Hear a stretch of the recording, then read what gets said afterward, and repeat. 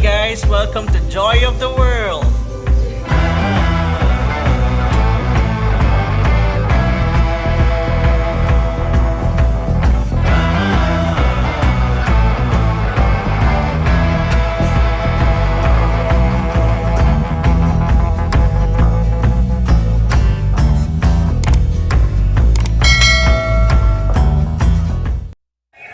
Hi mga ka-Joy, and welcome back to our channel. And kumusta ang inyong quarantine? I'm sure it has been very challenging. And so, dito sa bahay, if you've noticed, dito, these are hanging pots made of these plastics. So, out of these, meron tayong garden. Yes, sustainable.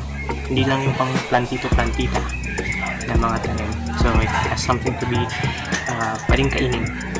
So yun. So being productive during the quarantine.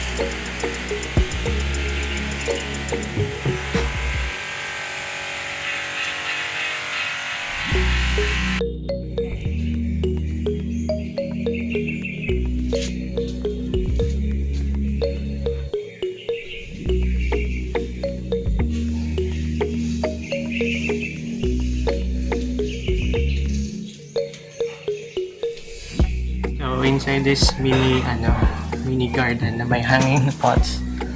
Ayan. So from the mga used plastic bottles. Ayan. Ayan, may mga bunga na. Kamatis, ito, sibuyas, dahon ng sibuyas. Tapos may mga okra, kamyas,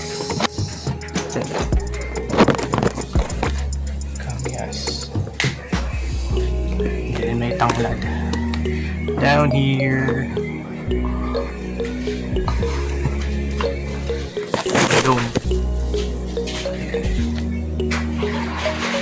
yung lubati is there. Ayan, mga pechay. Meron din ditong radish. Kita niya. Ayan. Radish. And then tomatoes. Ayan. Then ito herbal na dahon. insulin. Ganyan. Alubati. Pwedeng gawing crispies. Pero ito yung mga hanging Yan, nakahang.